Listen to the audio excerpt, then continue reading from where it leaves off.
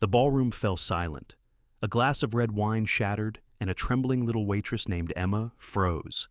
Before anyone could move, the bride, Veronica Hale, sneered and said, "Then clean it up. With your tongue." The crowd laughed, but one man didn't. Officer Ethan Cole stood, eyes burning, his German Shepherd Ranger growling low beside him. And in that moment, in front of hundreds of guests and the woman he was about to marry, Ethan took off his police jacket, wrapped it gently around the terrified child, and said, "This wedding is over." The music stopped. The truth began. Where are you watching from? Drop your city in the comments below. Don't forget to subscribe for more stories of courage, kindness, and redemption. Have a blessed day. And remember, goodness always finds a way to shine. The winter sun hung low over Silver Ridge, a small mountain town wrapped in frost and quiet dignity. The streets shimmered with a thin veil of snow, and the trees lining Main Street bent gently under its weight, their branches glinting like glass in the pale light. From the valley below, the old Silver Ridge Town Hall, a Gothic stone building repurposed into a ballroom, rose like a cathedral of light. Golden chandeliers blazed through the arched windows, spilling warmth into the frozen air. Inside, laughter and violin music swirled through the hall, but not all warmth is kindness, and not all gold hides purity. Ethan Cole, 35, stood near the altar beneath the largest chandelier. Tall, broad-shouldered, with dark chestnut hair neatly trimmed above a strong jaw, he had the steady bearing of a man who'd seen both danger and despair. His gray-blue eyes, once gentle, now carried the quiet fatigue of someone who'd witnessed too many broken promises. Ethan had served as a police officer for over a decade, known throughout Silver Ridge as a man of honor and restraint. Yet behind his composure lay a grief he rarely spoke of. 3 winters ago, his wife Claire had died in a roadside accident while he was on duty. The guilt of not being there had left a fracture in his soul, invisible but unhealed. Since then, he had buried himself in work, and perhaps in this wedding, he was trying to convince himself that normal life was still possible. Beside him, sitting calmly despite the noise, was Ranger, his 6-year-old German Shepherd partner. Ranger's coat shimmered between shades of sable and steel gray, his amber eyes alert and wise. Once a rescue dog from a police K-9 unit, Ranger bore a faint scar above his right ear, a souvenir from an explosion during a narcotics bust 2 years prior. Despite his intimidating physique, he carried himself with quiet grace. To Ethan, he was more than a partner. He was the last soul who had shared every dark patrol, every lonely drive. Every night, Ethan wished the world would just fall silent. Tonight was supposed to be a beginning. Ethan was marrying Veronica Hale, daughter of Mayor Leonard Hale, the richest, most influential man in the county. Veronica was beautiful in a way that drew every eye. Tall, statuesque, her skin smooth as porcelain, her hair the shade of fine wine, cascading in the perfect curls down her shoulders. Yet her beauty was sharp-edged, like the shine of ice beneath sunlight. Her smile never reached her eyes, and those eyes, cold emerald, watched people the way hunters watched prey. She was 32, raised among power and privilege, used to getting what she wanted. To the world, she was refined, poised, and charitable. To those beneath her status, she could be merciless. The wedding had been planned with lavish precision, 300 guests, a full orchestra, gold-trimmed menus, imported orchids, and a custom gown worth more than most people's homes. Every corner of the ballroom glowed with excess. Ethan's badge, usually pinned to his chest, now rested in his pocket, a reminder of who he used to be. He should have felt proud, but as he looked at the glittering crowd, something in him stirred uneasily. Everything was too perfect, too rehearsed. Even the joy felt manufactured. "Officer Cole," a voice called sweetly. Veronica glided toward him, her long gown whispering across the marble floor. "Smile a little. You look as though you're attending a funeral, not your own wedding." She kissed his cheek lightly, and the scent of expensive perfume, sharp and artificial, filled his lungs. Ethan smiled politely, though his heart wasn't in it. Ranger, sensing his discomfort, gave a low huff. Veronica's gaze snapped toward the dog. "You're not bringing that animal to the altar, are you?" "He's my partner," Ethan replied quietly. He goes where I go. She laughed softly, but it was not kind. Then, let's hope he doesn't shed on the photographs. Before Ethan could respond, a soft, trembling voice broke through the laughter of the guests. Champagne, ma'am? It was a small girl, no older than 7, holding a silver tray almost as wide as her shoulders. Her name, as the tag on her worn blouse read, was Emma. She was slight, with pale, honey-blonde hair tied back into a crooked ponytail, and cheeks flushed from the cold. Her dress was clean, but too large, clearly second-hand. Her hands shook under the weight of the tray. Yet her blue eyes, bright and earnest, held the kind of innocence that survives only in children who have known both hardship and hope. She spoke softly as if afraid her voice might break the spell of the glittering world around her. Veronica barely glanced at her. Careful with that, sweetheart. Those glasses cost more than your month's wage. The girl nodded quickly, whispering, Yes, ma'am, and moved through the crowd with careful steps. Ethan watched her go, something tightening in his chest.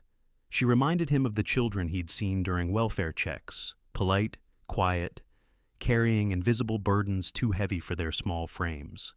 The music swelled, laughter rolled again, and the world kept spinning in its golden blur, until fate decided to crack the glass. Emma, trying to serve a guest, turned toward Veronica's group. As she approached, Veronica flung her hand back in laughter, her jeweled elbow knocking into the tray. A glass of red wine tipped, spilling across the white marble. The sound was sharp and final, the kind that silences a room. Conversations froze mid-word. Eyes turned. You clumsy little brat! Veronica's voice sliced through the hush. Do you have any idea what you've done? I'm sorry, ma'am, the girl stammered, eyes wide. You turned and... Don't you dare blame me, Veronica snapped, her face twisting. You're here to serve, not to speak. Look what you've done to my floor. Ethan took a step forward. Ranger growled softly, sensing tension. Veronica's expression shifted, a slow, venomous smile. She pointed at the puddle of red spreading like blood across the marble. Clean it up, she ordered. Yes, ma'am, I'll get a towel. No, Veronica interrupted, her voice dripping cruelty. You'll clean it with your tongue. A gasp rippled through the hall. Some guests covered their mouths, others looked away, unwilling to challenge the mayor's daughter. The girl froze, trembling. Please, ma'am, I can get a cloth. I said lick it, Veronica hissed. Your mother owes my family, doesn't she? $20,000 in hospital debt. Want me to call the collectors? Maybe they'll take the little that's left of your house. The color drained from Emma's face. Her lips quivered as she knelt, knees touching the cold marble. Ethan's heart hammered. In that instant, something primal in him awoke, the same instinct that once made him run into burning buildings and stand between danger and the innocent. He strode forward, his voice low but powerful. Enough. Every head turned. Veronica's smile faltered. Ethan reached the girl and gently took the tray from her trembling hands. He removed his formal jacket and draped it around her shoulders. She looked up at him, her lips parting in disbelief. He turned to Veronica, his eyes burning cold fire. The wedding's over, he said. Veronica blinked, laughter caught in her throat. Ethan, don't be absurd. I said it's over. His tone was flat, absolute. I won't marry someone who humiliates a child to feel powerful. A murmur swept through the guests. Veronica's face went pale, then red. You can't just... I can, Ethan said, and I just did. He took the girl's hand. What's your name, sweetheart?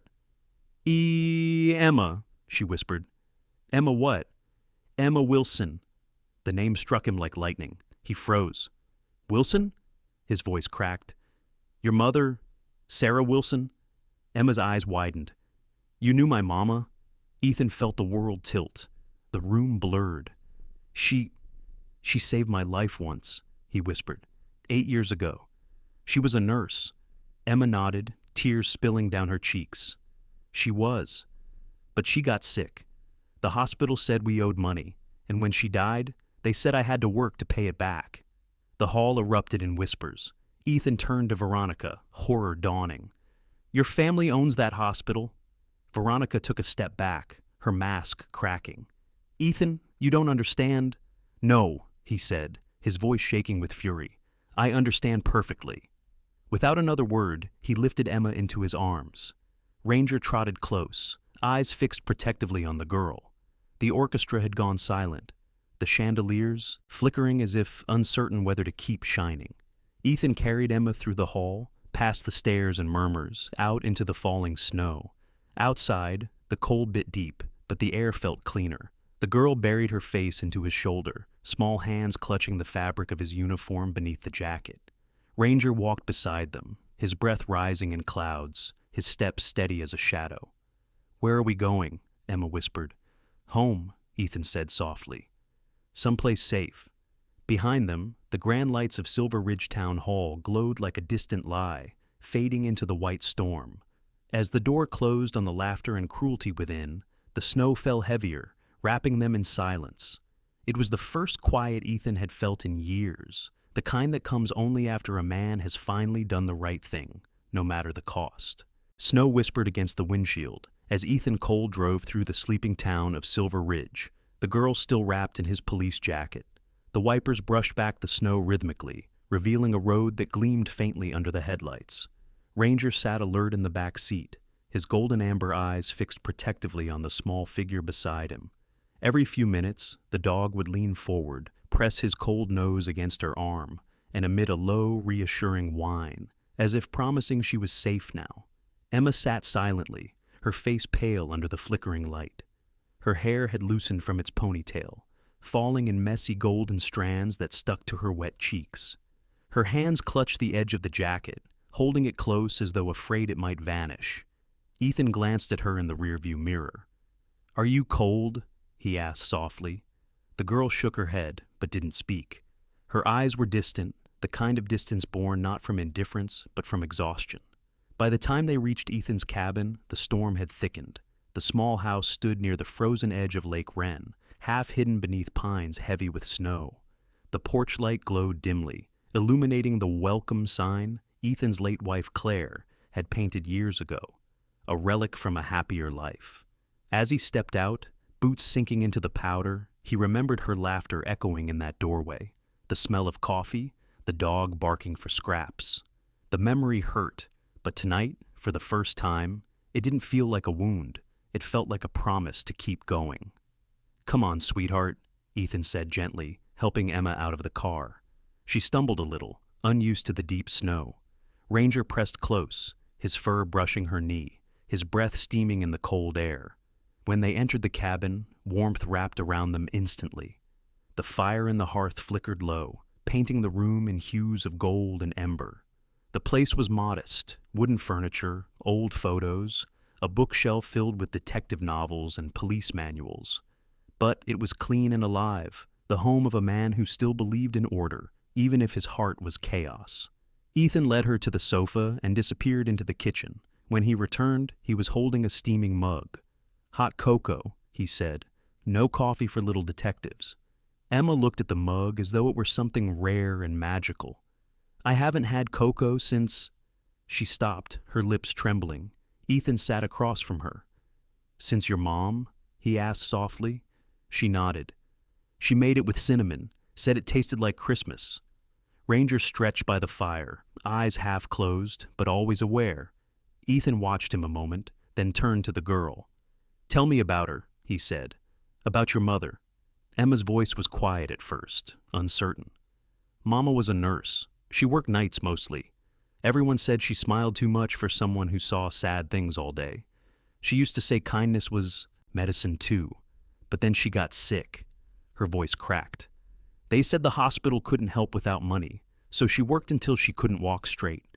And when she died, they said we still owed $20,000. That's why I work at the hotel." Ethan's chest tightened. He had heard stories like this before, families crushed under medical bills, but hearing it from the daughter of the woman who had once saved his life felt like a blade turning in his ribs. He cleared his throat. "Your mom? She once pulled me out of a burning car. It was on Highway 23, 8 years ago. She shielded me from glass when the second explosion went off. I'd tried to find her afterward. I sent flowers to the hospital, but she'd already left." Emma blinked. She talked about that night, she whispered. She said there was a man she saved who couldn't stop saying thank you. She said that was her favorite patient. Ethan smiled faintly, though it didn't reach his eyes. I never got to thank her properly. He looked into the fire, the light dancing across his face, showing the lines carved by regret and time. But I think I know how to start. There was a knock on the door. Ranger was on his feet instantly, hackles raised, ears pricked forward. Ethan motioned him to stay, then opened the door cautiously. Captain Miles, his commanding officer, stood outside, brushing snow off his hat. He was in his late 50s, stocky, with a weathered face and kind but sharp eyes. A man who had seen too many winters and too many excuses. "Cole," Miles said, his voice half concern, half reprimand. "You walked out of a wedding full of officials and made the mayor's daughter cry in front of half the town. I've had 4 calls already, and I haven't even had my breakfast whiskey." Ethan exhaled slowly. "She humiliated a child, Captain. I couldn't stand by." Miles's gaze softened when he noticed Emma peeking from behind the couch, Ranger beside her. "That the kid?" "Yes, her name's Emma Wilson. Her mother was—" "Sarah Wilson," Miles interrupted quietly. "I know the name. The nurse from the crash report. You're telling me this is her daughter?" Ethan nodded. Miles took off his hat, rubbing the back of his neck. "Damn, the world really does circle back, doesn't it?" "Sometimes," Ethan said, "just to see if we've learned anything." Miles sighed. "The mayor's furious. There's going to be fallout. You might lose your badge over this." "I've lost worse," Ethan said simply. Miles studied him a long moment. "You always were a stubborn bastard. Fine. I'll hold them off for a day or two. But Cole, be careful. Veronica's family doesn't forgive or forget." When the captain left, the cabin grew quiet again. Emma was curled up on the sofa, Ranger lying protectively beside her. The fire crackled softly. Outside, the snow kept falling, thick and relentless. But inside, there was peace, a fragile one, but real. Later that night, as Ethan locked the door and turned off the lights, he noticed something in Emma's small hand, a silver pendant shaped like angel wings. He froze. "Where did you get that?" Emma sat up sleepily. "Mama said it was from a police officer, a good man. She said to keep it safe because one day it would bring me home." Ethan's breath caught. He remembered that pendant. It had been his wife Claire's. After the crash years ago, when Sarah had saved him, he'd given it to her in gratitude, saying, "For the angel who pulled me out of hell." And now, after all those years, it had found its way back. Ranger lifted his head, watching Ethan quietly as if sensing the weight of the revelation. The dog's tail thumped once against the rug, a slow, deliberate sound. Ethan looked down at the child, asleep again, clutching that pendant. "You're home now, kid," he whispered. "You're home." The wind howled outside, but the house stood firm, a beacon in the dark, the only light for miles. Inside it, 3 souls slept: a broken man, a lost child, and a faithful dog. The storm could rage all it wanted. For the first time in years, Ethan felt that maybe, just maybe, he was exactly where he was meant to be. The dawn in Silver Ridge arrived quietly, draped in mist. Lake Wren lay half-frozen beneath a blanket of fog, and the pines stood solemn, their branches whispering secrets to the wind. Ethan Cole stood on the porch, mug of coffee steaming in his hand, watching the first faint shimmer of sunlight touch the icy water.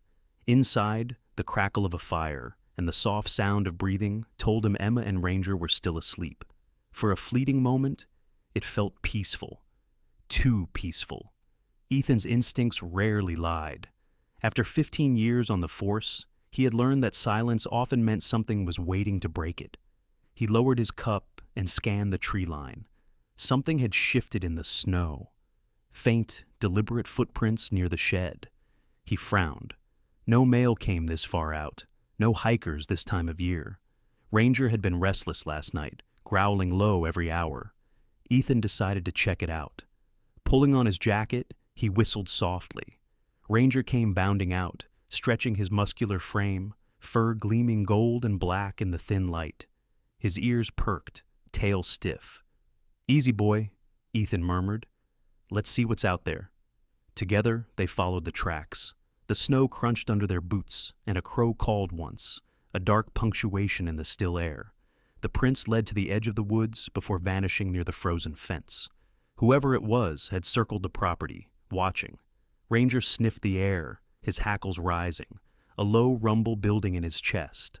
Ethan crouched beside him, brushing the snow to reveal something metallic. A cigarette butt, still half burned. He lifted it in a gloved hand. Imported brand. Veronica's crowd. He muttered a curse under his breath. Ethan? The small voice behind him made him turn. Emma stood on the porch, wrapped in a blanket, her hair messy from sleep. "Is someone there?" she asked. Her breath came out in little clouds. "Not anymore," Ethan said gently, pocketing the cigarette. "Go inside, sweetheart. It's cold." She hesitated, clutching the blanket tighter. "You'll come back?" He smiled faintly. "Always." As he walked back with Ranger, his mind churned. He knew Veronica's family wouldn't let the humiliation go quietly. But to send someone here, to a child, that was a line he couldn't forgive. Inside, Emma sat at the wooden table, trying to eat the pancakes Ethan had made. The smell of maple syrup and butter filled the cabin, but she picked at her food absent-mindedly. "You don't like pancakes?" he asked, setting down his coffee. "They're good," she said softly. I keep thinking about Mama. She said people could be two things at once, kind and cruel. I didn't believe her until I met that lady." Ethan leaned forward, his expression softening. "Your mama was right. Sometimes the hardest part about this world is figuring out which one you're supposed to be." She looked at him, curiously. "Which one are you?" The question caught him off guard. He opened his mouth, then closed it again. "Trying to be the kind one," he said finally. "But sometimes it's hard when the cruel ones make the rules." Before Emma could reply, a knock sounded at the door, sharp, rapid, official. Ranger was instantly on his feet. Ethan opened the door to find a woman standing there, bundled in a long gray coat dusted with snow. Her hair, a cascade of dark curls streaked with silver, framed a serious but kind face. Her name tag read, Dr. Nora Bennett. "Officer Cole?" she asked, offering a hand. Her grip was firm, her eyes calm but perceptive, the kind of eyes that saw through walls. "I'm from the county's child welfare department. Captain Miles called me, said you took a minor into your custody last night." Ethan stepped aside. "Come in, she's here." Dr. Bennett entered, her boots leaving small prints on the wooden floor. She looked around, the tidy space, the warmth of the fire, the sleeping dog, the breakfast plates. "Not what I expected from a police officer's cabin," she said with a small smile. "You keep it homier than most families I visit." Emma peeked from behind the chair. Dr. Bennett crouched to her level. "Hi, Emma. My name's Nora. I work with kids who need a little help finding their feet. Your mom must have been very special." Emma nodded cautiously. "She was a nurse." "A good one, I bet." Nora's voice was soft, practiced into comforting without pity. "I need to ask Officer Cole a few questions, okay? You can stay with the dog." Ranger wagged his tail once, as if understanding the assignment. Ethan and Nora stepped outside onto the porch. The wind bit through the gaps in the railing. "You know this won't be easy," Nora said. "Taking her in like this, without paperwork, without clearance, the Hales could make it ugly." "I know," Ethan said, his jaw tight. "But I couldn't leave her there. Veronica made that child lick the floor. You call that civilized?" Nora sighed, rubbing her gloved hands. "You did the right thing, but the law is blind to morality sometimes. I'll file a temporary custody request first thing Monday. That'll give you a few days of breathing room. After that..." She hesitated. "After that, it depends on what kind of storm the mayor wants to make." Ethan's gaze drifted toward the trees again. "They're already sending people to my property." Nora frowned. "You're sure?" He nodded. "Tracks in the snow, someone watching." "Then we'll have to move fast," she said. "I'll send an officer I trust to patrol the area tonight." She turned to leave, then paused. "Cole, Sarah Wilson's name came across my desk once. Charity request for hospital aid, denied. Someone higher up buried it. You might want to start digging there." When she drove away, Ethan stood for a long while, the snow settling on his shoulders. Ranger nudged his hand, sensing the weight pressing down on him. "Yeah, boy," Ethan murmured. "Looks like we're not done yet." That afternoon, the storm cleared, leaving the lake still and silver. Emma drew pictures by the window, clumsy hearts and stick figures labeled Mama, Me, and Ethan, with a dog beside them, ears too big and tail too long. Ranger watched proudly as if approving the accuracy. Ethan sorted through an old box from his police days, reports, photos, and a single charred metal tag from the car Sarah had pulled him from. He turned it in his hand, the metal cold against his skin.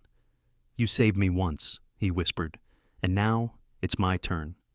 As dusk fell, Emma dozed off on the couch with Ranger curled beside her. Ethan stepped outside again, rifle slung over his shoulder. The footprints from morning had already half faded, but new ones joined them, lighter, fresher. Someone had been back. He followed them to the edge of the trees, where he found a small camera hidden under a bush, its red light blinking faintly. Surveillance. Ethan crushed it under his boot. "So, this is how you want to play," he muttered, looking toward town. The wind picked up, carrying faint echoes of distant laughter. Or maybe it was just his imagination. When he returned, Emma was awake, rubbing her eyes. "You're angry," she said sleepily. "No," Ethan replied, sitting beside her. "Just thinking." "About Mama?" He smiled sadly. "About keeping my promise to her." The firelight reflected in the girl's eyes, turning them gold for a moment, the same shade as Sarah's in his memory. Ranger rested his head on Ethan's boot, eyes half closed but listening. Outside, the lake shimmered in the moonlight, and in its reflection, 3 figures sat together, a man, a child, and a dog, bound by something deeper than blood. The shadows beyond the lake might have been watching, but inside that cabin, love was beginning to fight its way through the cracks of fear. Morning came gray and brittle over Silver Ridge. The storm had passed, but the world outside Ethan's cabin looked as though it had been carved from silence itself. Lake Wren mirrored the overcast sky, and the trees stood solemn and unmoving. Inside, the fire had burned down to embers. Ranger lay on the rug, ears twitching at every small sound, while Emma sat cross-legged on the floor, drawing with a dull pencil she'd found on Ethan's desk.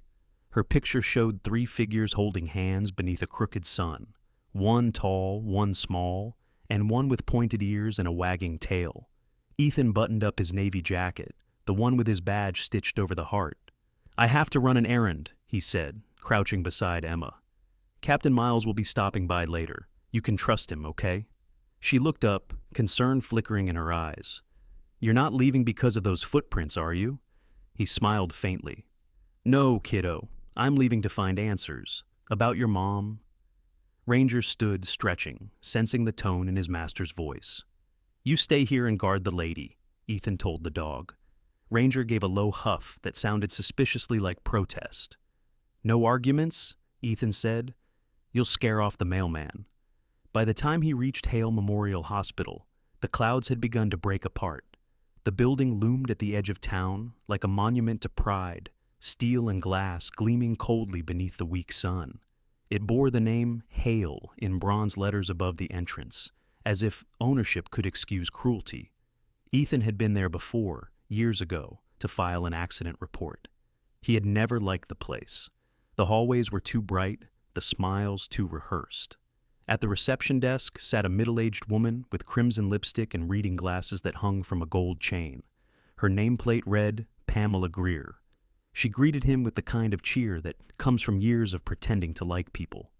"Officer Cole," she said sweetly, "we haven't seen you since the mayor's gala, I suppose. Congratulations on—" She paused awkwardly, realizing the wedding had made headlines for all the wrong reasons. Ethan's expression stayed neutral. "I need to see the patient records for Sarah Wilson. She was treated here 6 months ago." Her smile tightened. "Oh, I'm afraid those files are sealed. Privacy policy." "I'll get a warrant if I have to," Ethan said quietly, leaning just enough for her to see the badge. "But I'd rather not make a scene." Pamela hesitated, tapping her manicured nails on the desk. Finally, she sighed and buzzed the security door. "Fine. Second floor, records division. Ask for Dr. Keller." The elevator ride was slow, humming faintly as Ethan's reflection stared back at him from the mirrored walls, broad shoulders, unshaven jaw, eyes shadowed with sleepless resolve. When the doors opened, the sterile scent of disinfectant filled his lungs. The records office was small and windowless, lit by flickering fluorescent bulbs. Behind a desk sat Dr. Raymond Keller, a man in his early 40s with sandy hair and deep lines around his mouth. He wore a white coat that hung a bit too loose, and when he looked up, his eyes, gray and sharp, carried the tired caution of someone who'd seen too much bureaucracy and too little mercy. "Officer Cole," he said, his voice even but wary. "What brings you here?" "I'm investigating irregularities in billing and patient treatment," Ethan said, "specifically concerning Sarah Wilson." Dr. Keller's gaze flicked toward the door, then back to Ethan. "You shouldn't be here." "I'll take that as confirmation," Ethan said. Keller exhaled slowly, rubbing the bridge of his nose. "You didn't hear it from me," he said. "Sarah Wilson was one of ours, an oncology patient. She had full coverage through county hospital. Her treatment should have been free." "Then why was she in debt?" Keller hesitated. "Someone interfered. A directive came down from administration to reroute her claim, denied for procedural errors. It wasn't an error, though. It was deliberate." "Who signed it?" Ethan's voice hardened. Keller opened a drawer, pulling out a thin manila folder. The edges were frayed, as though handled too often. "I shouldn't be doing this," he muttered. He slid the folder across the desk. "Keep it quiet." Inside, Ethan found hospital forms stamped "Claim Denied," each page signed by Veronica Hale, Director of Operations. The same woman who'd laughed while humiliating a child. Ethan's hand clenched around the paper. She denied her care on purpose?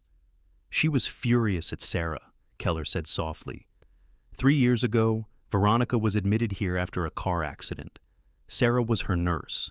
Veronica wanted certain painkillers that weren't prescribed. Sarah refused. Professional ethics. Veronica filed a complaint, unfounded, dismissed. But she remembered. When Sarah returned as a cancer patient, Veronica made sure she suffered for it. Ethan felt the weight of it, the rage crawling up his throat. "And nobody stopped her?" Keller's mouth twisted. "People don't stop the Hales in this town, officer. They own half of it." He leaned closer, lowering his voice. "But Sarah never lost her kindness. Even when she was dying, she brought coffee to the night shift, asked about our kids. She used to talk about her daughter, Emma. Said she wasn't afraid of dying, just afraid of leaving the girl behind." The memory broke something in Ethan. He saw Sarah again, not as the nurse from a file, but as she truly was, tall, slender, with gentle hazel eyes and a calm voice that soothed panic like medicine. He remembered how she had smiled at him through blood and smoke the night of the crash, saying, "You're going to be fine, officer. You just have to breathe." She had been brave when he was broken, and now she was gone because someone rich had wanted revenge. Keller straightened abruptly as footsteps echoed in the hall. "You need to go," he whispered. Before Ethan could move, the door opened. 2 men in dark suits entered. One was tall and broad, with slicked back hair and a smile that never reached his eyes. The other was shorter, heavy-set, his badge reading Security Supervisor H. Dorsey. "Officer Cole," the taller man said smoothly, "Mr. Hale has requested your presence downtown. You've been trespassing on private property." Ethan slipped the folder into his jacket without breaking eye contact. "Tell Mr. Hale I'll be in touch." The man's smile hardened. "That's not a request." Ranger wasn't there, but Ethan had learned long ago how to command a room. He stepped closer until his shadow swallowed the man's polished shoes. "And I don't take orders from criminals." For a tense moment, nobody moved. Then Ethan brushed past them, the door slamming behind him. The winter air outside felt sharp enough to cut, but at least it was honest. Back at the truck, he called Captain Miles. "Cap, I've got proof. Veronica forged medical denials to kill Sarah Wilson's insurance."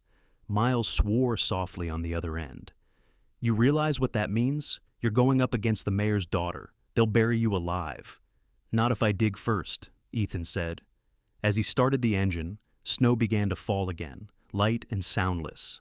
He thought of Emma, waiting by the fire, of Ranger guarding the cabin door, and of Sarah, her face calm in his memory, her voice saying, "Choose kindness, even when it hurts."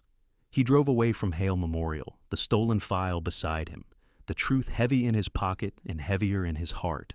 Somewhere behind him, he knew, the shadows were already following. But this time, Ethan Cole wasn't running, he was hunting.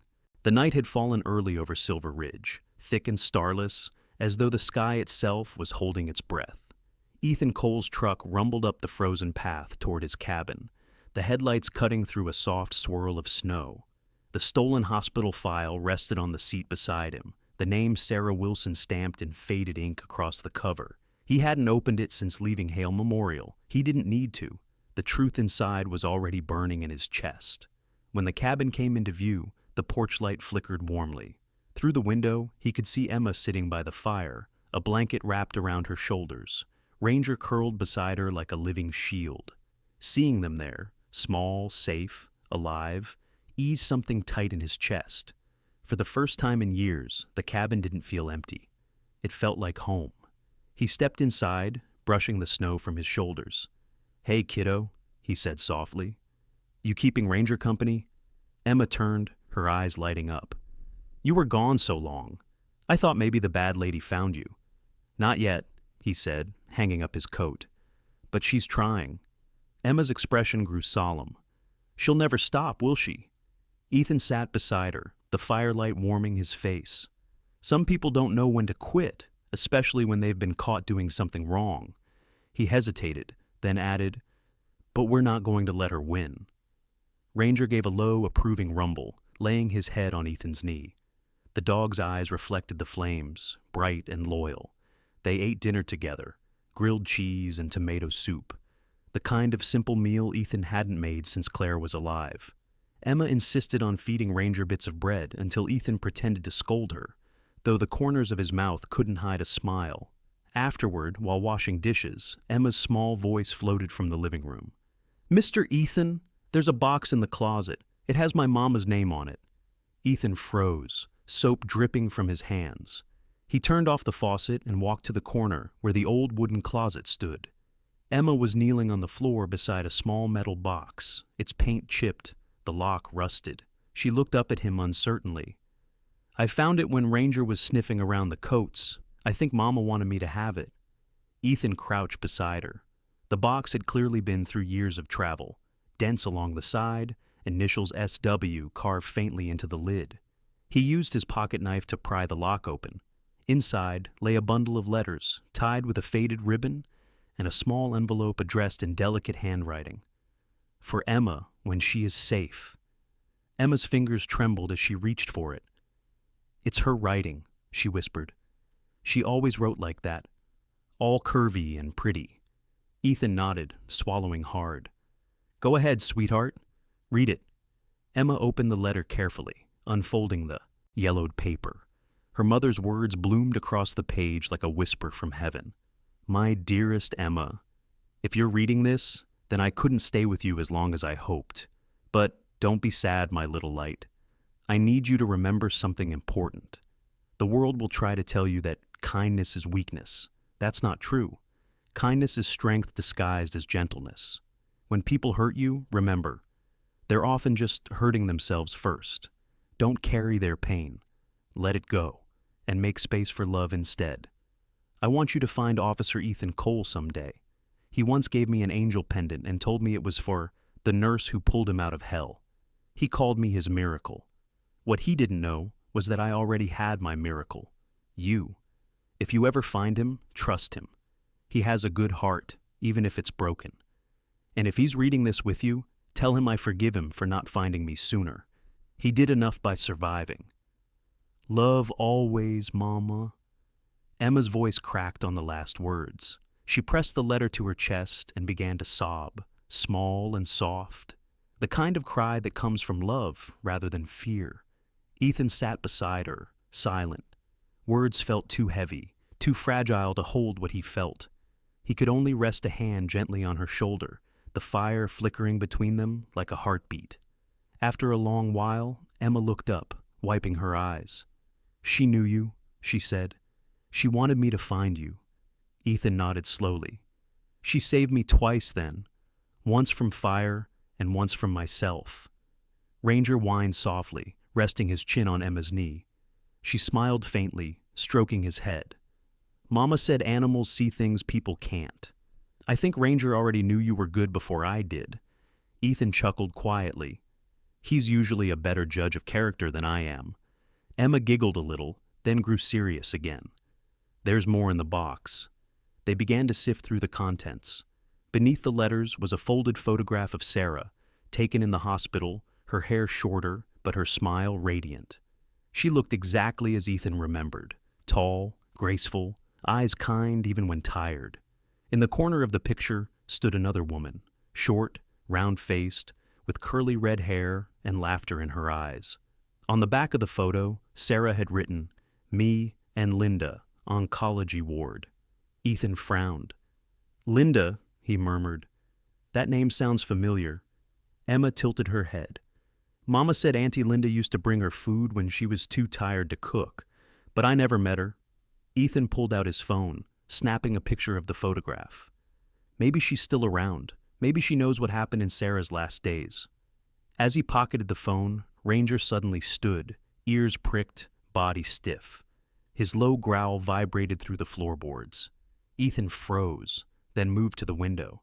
The forest outside was dark, the moonlight faint through drifting snow. But something was there, a shape between the trees, moving slowly, deliberately. "Stay here," Ethan whispered, grabbing his flashlight and service pistol. He slipped out the door, Ranger close behind. The air bit his face, cold and sharp as glass. The light from his flashlight swept across the clearing, catching a glint of something metallic in the snow. A small recorder, blinking red. Ethan knelt, pressing the button. A voice crackled out, distant but clear. "You can't protect her forever, Cole. The Hales don't forgive. You should have left the past buried." He turned it off, fury rising like fire in his chest. Someone had been here, close enough to the cabin to drop it. Ranger sniffed the air, barking once toward the woods, but whoever it was long gone. Back inside, Ethan locked the doors and checked the windows. Emma sat clutching the letter, wide-eyed. "What's happening?" she asked. "Nothing you need to worry about," he said firmly, though his voice was tight. "We just have to be careful." He crouched to meet her gaze. "I promise you, no one's going to take you from me. Not them, not anyone." Emma studied his face, as if weighing the truth in his words. Finally, she nodded. "Mama said the world has wolves and shepherds," she whispered. "I think you're a shepherd."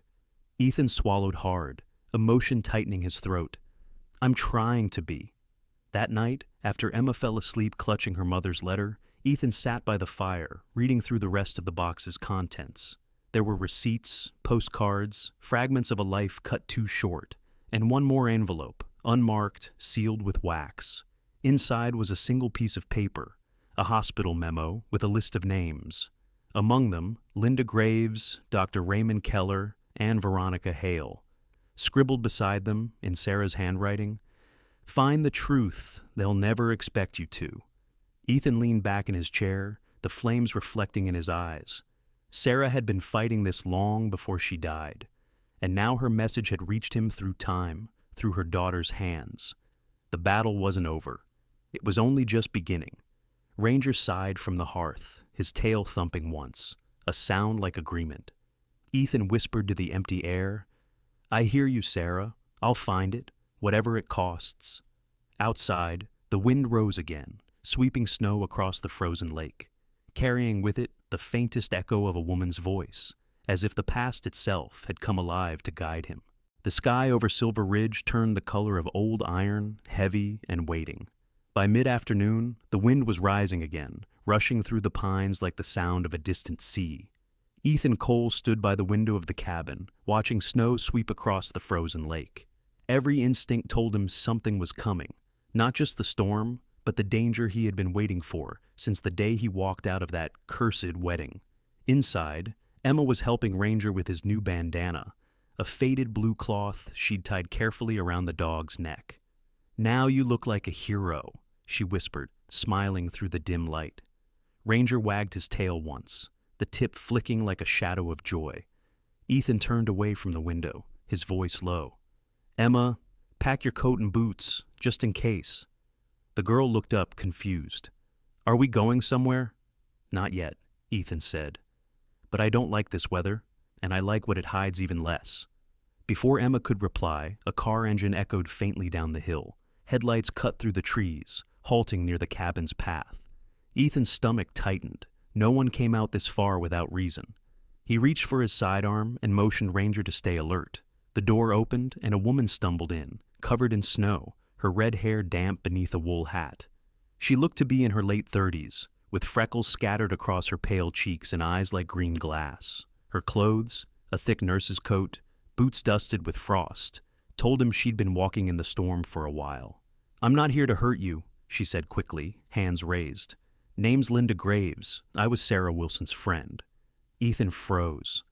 "Linda," he repeated, remembering the name from the photo. "Come inside before you freeze." She stepped in, shutting the wind behind her. Her hands trembled slightly as she removed her gloves. "I didn't know where else to go. They're watching my house. Someone broke in last night." "Who?" Ethan asked.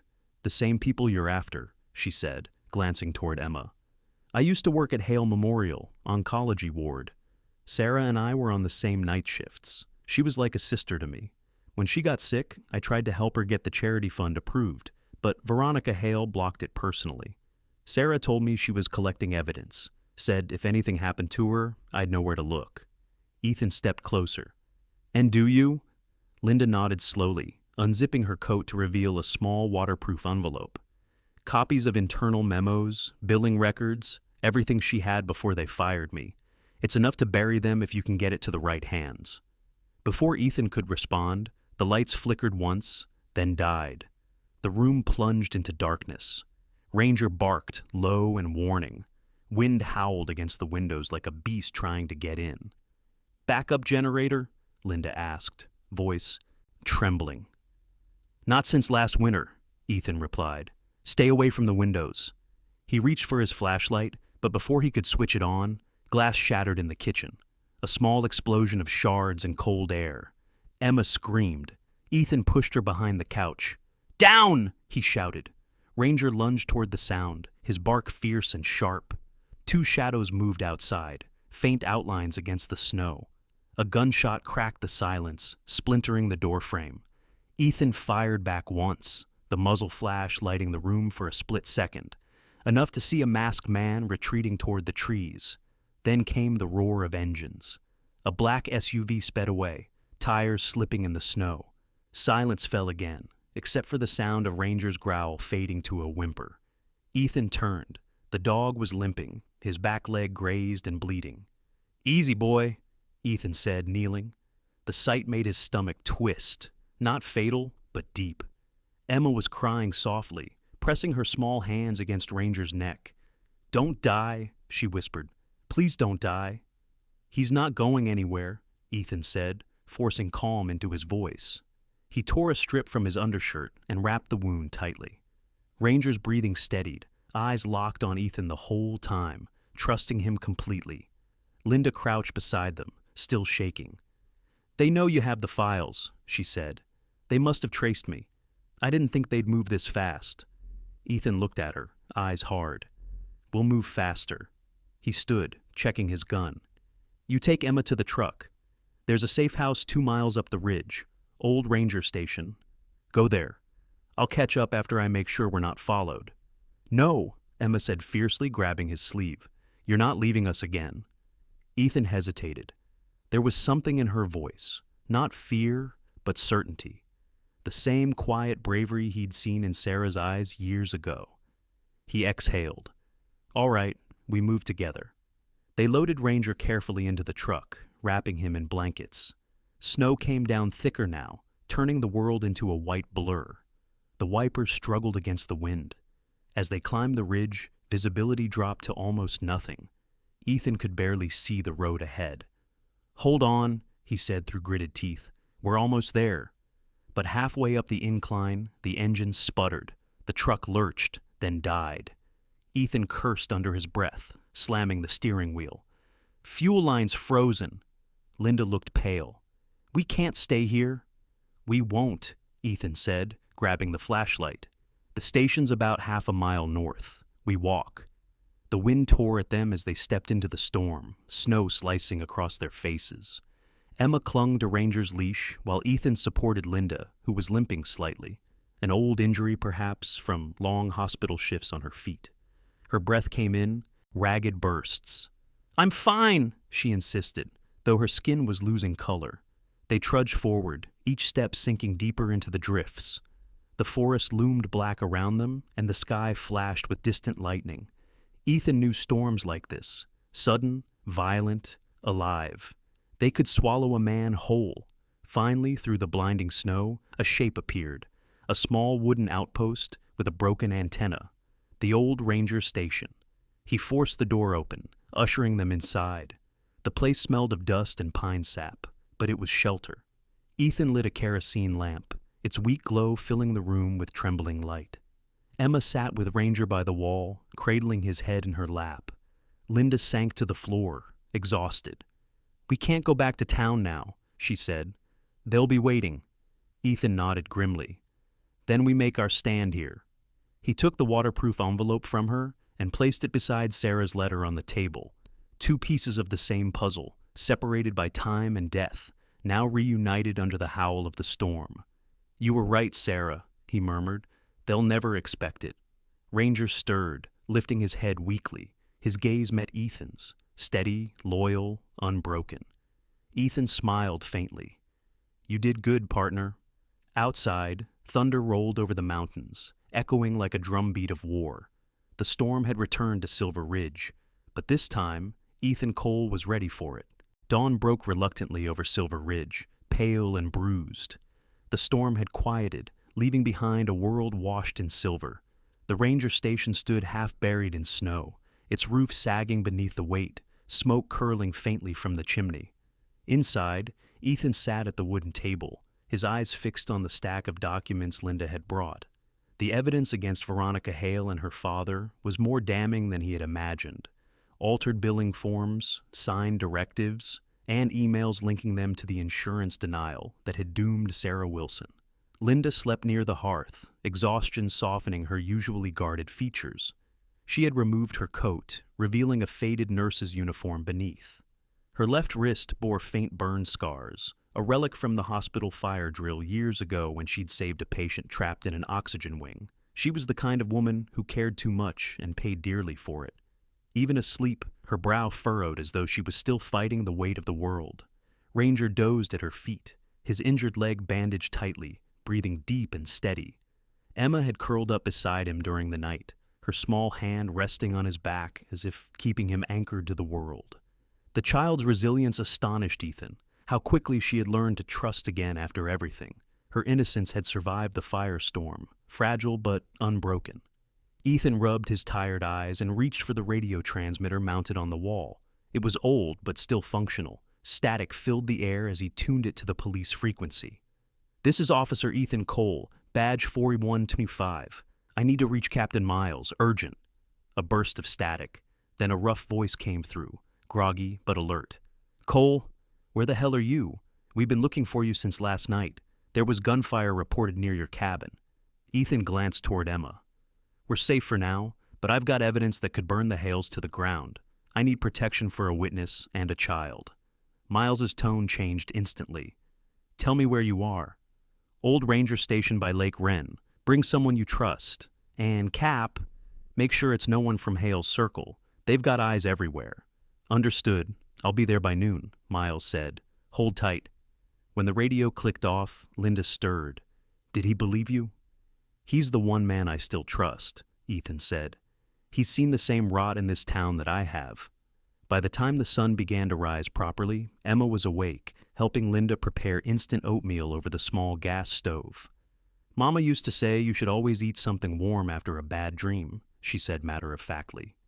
"It makes the fear melt faster." Linda smiled, her eyes glistening. "Your mama was right." Ethan stepped outside briefly to check the perimeter. The snow was deep, but there were no fresh tracks. The air was crisp, clean, almost peaceful. He let himself breathe for a moment until the distant hum of an engine reached his ears. Not one, but two. He sprinted back inside. "They found us."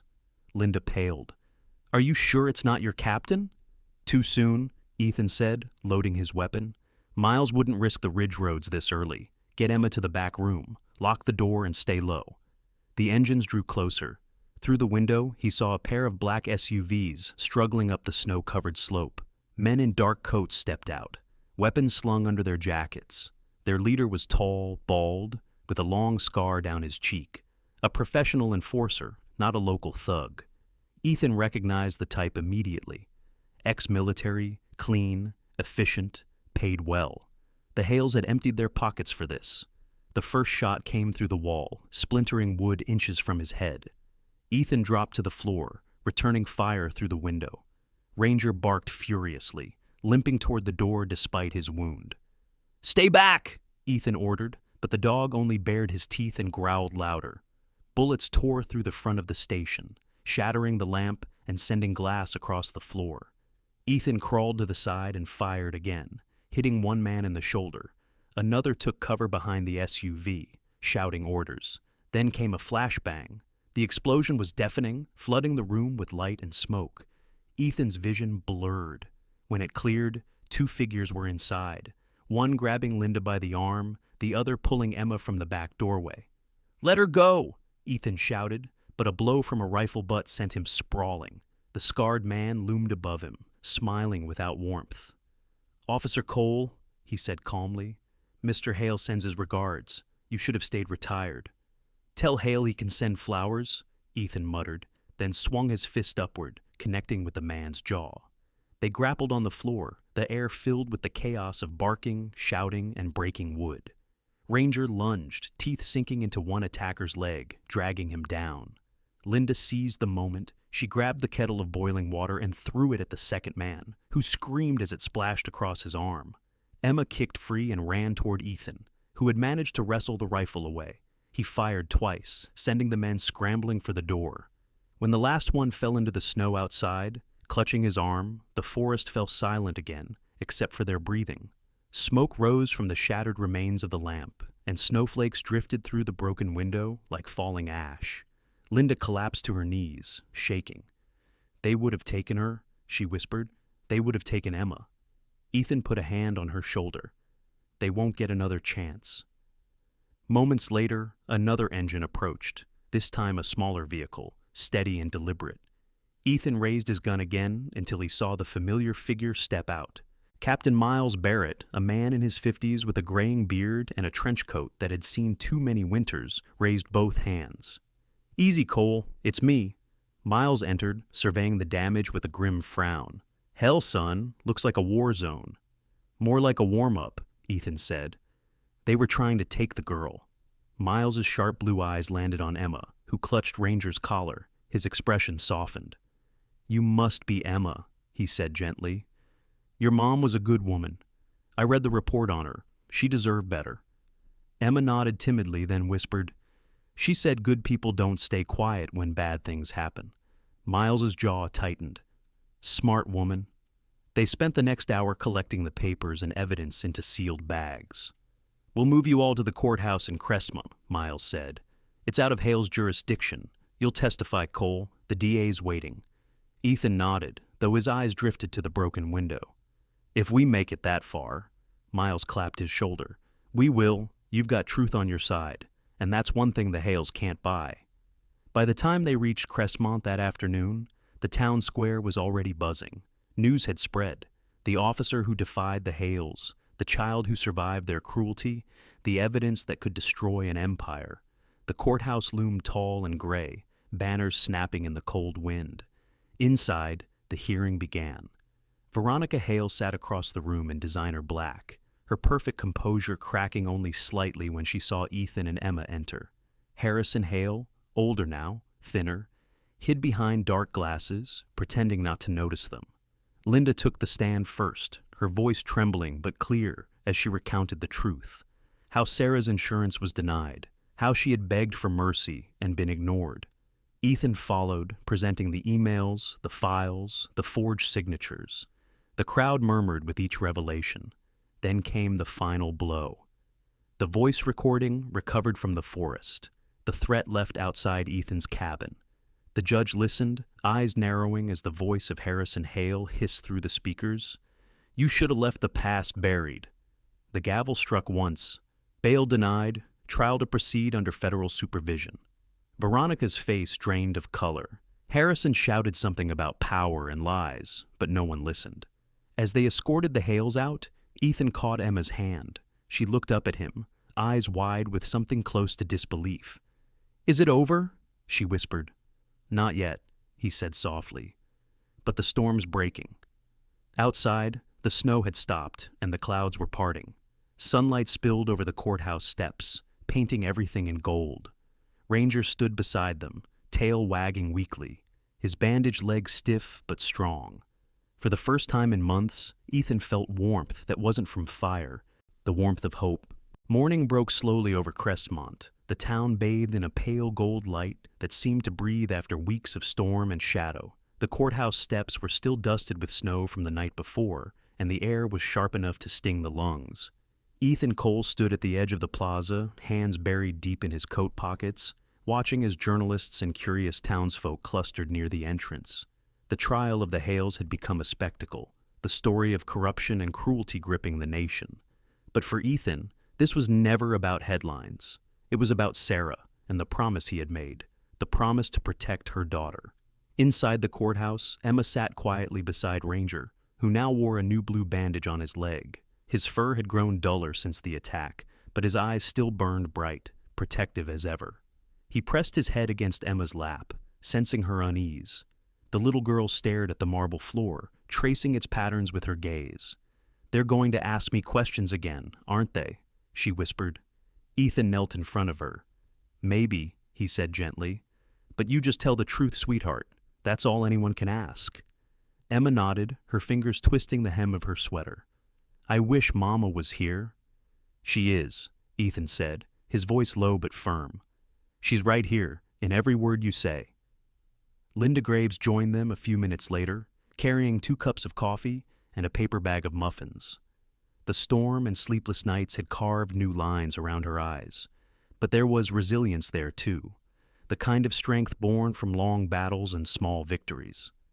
"The district attorney's inside," she said, handing Ethan a cup. "She's ready to present the new evidence." "The DA?" Ethan asked. "Her name's Rachel Mendoza," Linda replied. "Transferred from Denver 6 months ago. Reputation for being tough as granite and twice as cold, but she believes in the case." As if summoned, the courtroom doors opened and Rachel Mendoza emerged. She was in her early 40s, tall and composed, her dark hair pulled back into a sleek bun. Her eyes, sharp, calculating, seemed to weigh every person she looked at. Yet there was something beneath that armor, a quiet exhaustion that came from fighting too many battles in a world that didn't want to change. She shook Ethan's hand firmly. "Officer Cole, I've reviewed the files you recovered. They're more than enough for conviction, provided no one loses them before the jury sees them." Ethan smirked faintly. "You saying we can trust the system?" "I'm saying I trust the truth," Rachel replied. "But truth doesn't walk into court on its own. It needs people willing to carry it." Her gaze softened slightly as she looked at Emma. "Especially people like her." The hearing resumed that afternoon. Snow began falling again, lazy flakes drifting past the tall courtroom windows. Harrison Hale sat with his attorneys, his face pale and drawn, while Veronica sat rigid beside him, every bit the fallen queen. Her perfect posture could not disguise the fury in her eyes. Every time Ethan glanced her way, she looked back like someone staring at the person who'd stolen her crown. Rachel called Linda to the stand first. Her voice, though steady, trembled when she spoke of Sarah Wilson's final days, how Sarah's treatment was denied despite her insurance, how she continued working shifts until her body failed her. "She said once," Linda testified, tears glinting in her lashes, "that love isn't just a feeling, it's a duty. She believed kindness could change people. I wish she'd been wrong about that, because kindness was what killed her." A murmur swept through the courtroom. Then Rachel played the recording Ethan had found. Harrison Hale's voice, low and threatening. "You should have left the past buried." The effect was electric. The reporters scribbled furiously. Veronica clenched her jaw so tight, A vein stood out in her neck. Finally, Ethan took the stand. His uniform was gone, replaced by a plain gray suit. But when he swore the oath and met the jury's eyes, he looked every bit the officer he once was. He told them about Sarah, how she had pulled him from the wreckage of his patrol car 7 years ago, how she had smiled despite her own injuries, how she had shielded him with her body when the second vehicle hit. He spoke of Emma, of the humiliation she had endured, and of the night he found the truth in Hale Memorial. "Sarah Wilson saved my life," he said quietly. "She didn't ask for anything in return. She just told me to breathe. I owed her more than I could ever repay. But when I saw what they did to her daughter, the cruelty, the arrogance, I realized I could honor her by fighting back, not with vengeance, with truth." The courtroom fell silent. Even the judge seemed momentarily moved.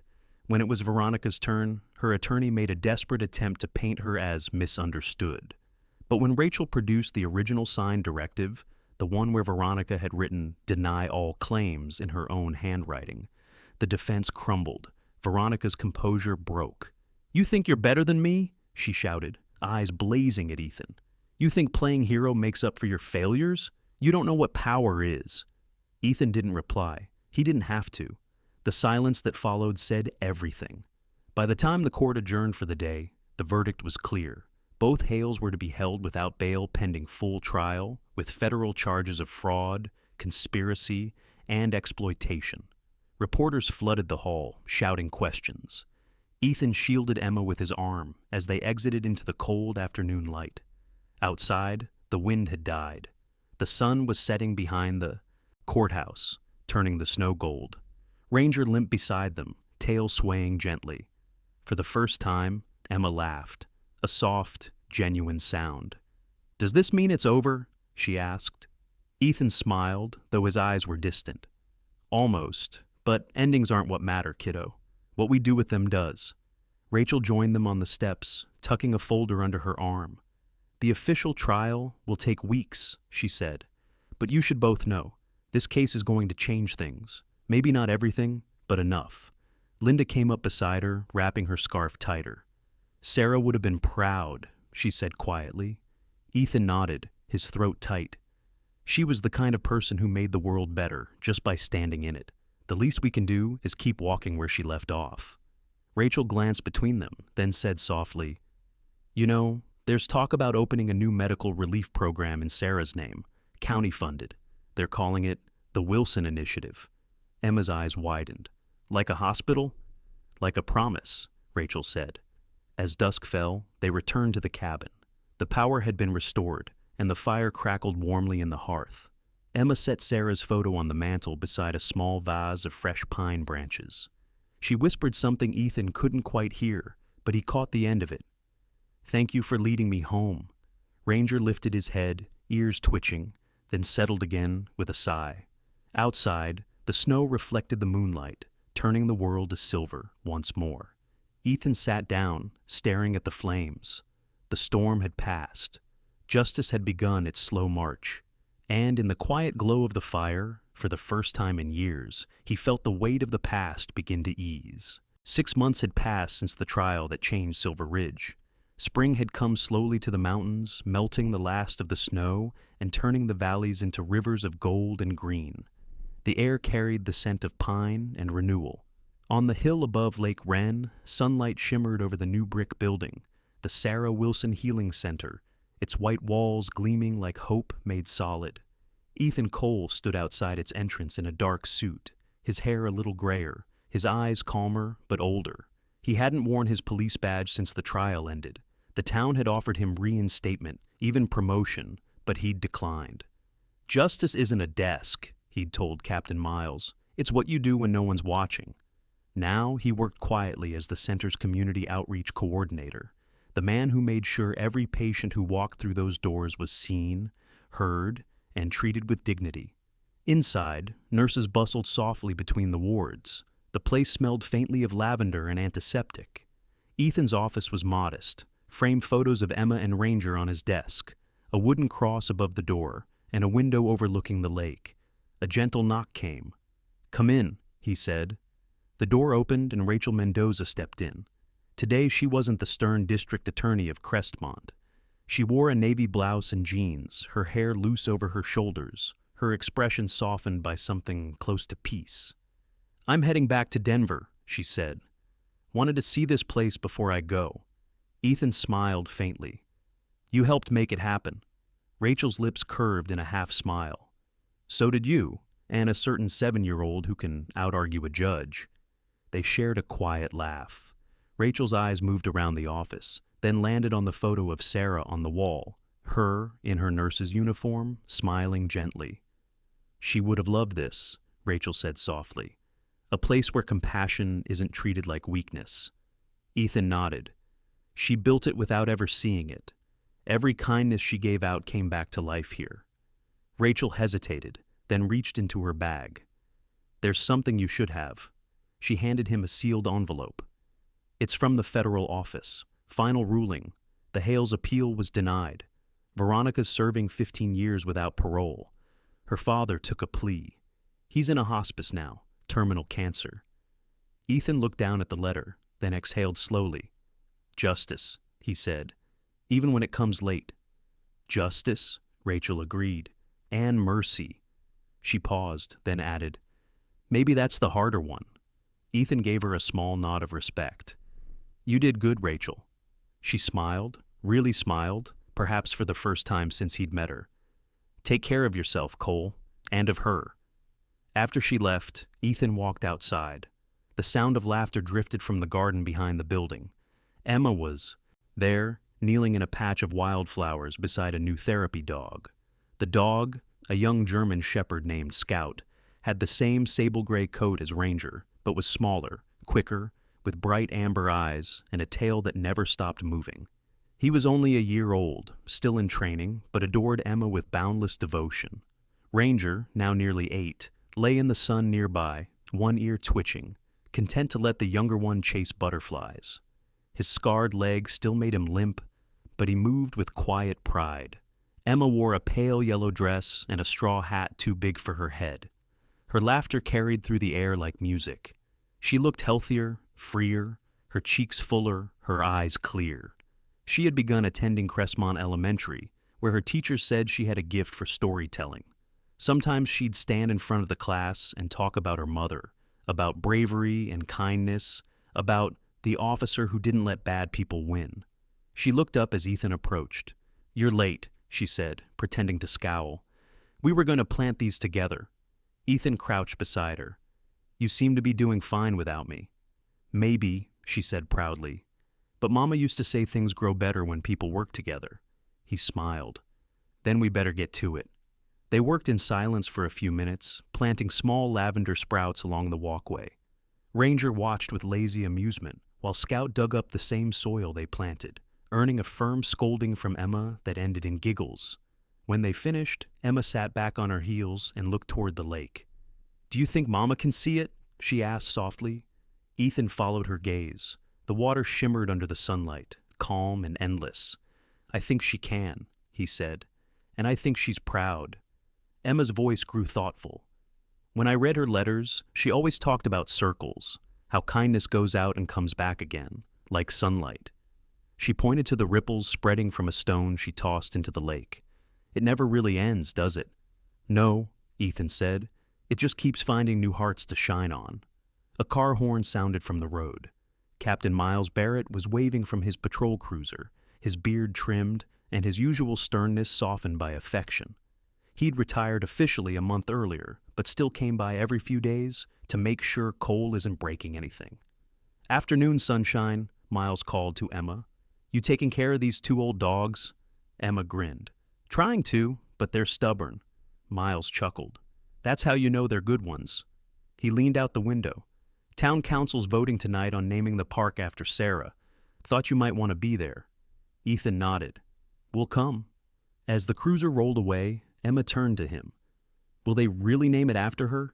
"They will," Ethan said. "It's the least this town can do." Later that evening, the town square glowed under strings of golden lights. The air buzzed with gentle music and laughter. Locals gathered, nurses from the center, families, old men from the firehouse, and schoolchildren clutching candles. At the front stood a marble plaque draped in a white cloth. The mayor, a quiet woman named Janine Porter, stepped up to the microphone. She was in her 50s with streaks of silver in her hair and kind eyes that carried a lifetime of service. Sarah Wilson was a woman who believed in love over fear, she said, and because of her, Silver Ridge found its heart again. The cloth fell away, revealing the inscription, "The Sarah Wilson Memorial Garden, for those who choose love when it's hardest." Applause rippled through the crowd. Emma squeezed Ethan's hand. "She'd like it," she whispered. As twilight deepened, the townspeople lit their candles one by one. The flames flickered in the evening air, forming a circle of light around the plaque.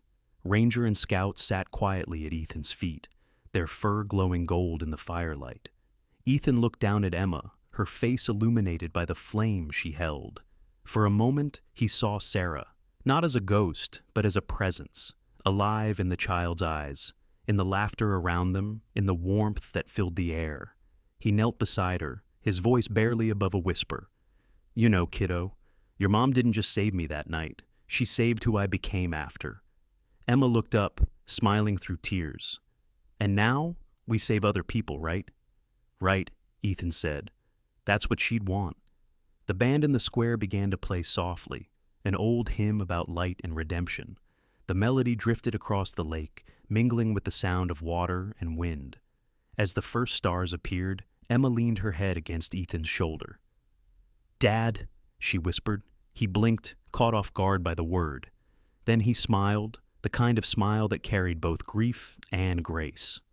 "Yeah, sweetheart? Do you think the circle ever ends?" He shook his head. "Not as long as we keep it going." They sat there in silence, surrounded by the glow of candles, the warmth of community, and the quiet triumph of love that had outlasted cruelty. Above them, the stars shimmered, the same stars that had watched Sarah's choice on that rainy highway years ago, now shining over her legacy. And as the night settled over Silver Ridge, Ethan Cole finally let the past rest, not forgotten, but fulfilled. The circle was complete. In the quiet light of dawn, when the storms of our lives finally fade, we often realize that miracles do not always come with thunder or fire. Sometimes they arrive softly, through a kind word, a brave choice, or the hand that lifts another from the cold. What happened to Ethan, Emma, and Ranger reminds us that God's grace moves through ordinary people who dare to love when it is hardest. Every act of compassion, every moment of forgiveness is a small reflection of His divine mercy. And just like the circle of light in their town, that grace spreads from one heart to another, healing what the world once broke. If this story touched you, share it with someone who needs hope today. Comment below where you are watching from, and type Amen if you believe that God still works miracles through kindness. Subscribe to our channel to keep these stories of faith and love alive, and may the Lord bless you and your family with peace, courage, and light in every step you take.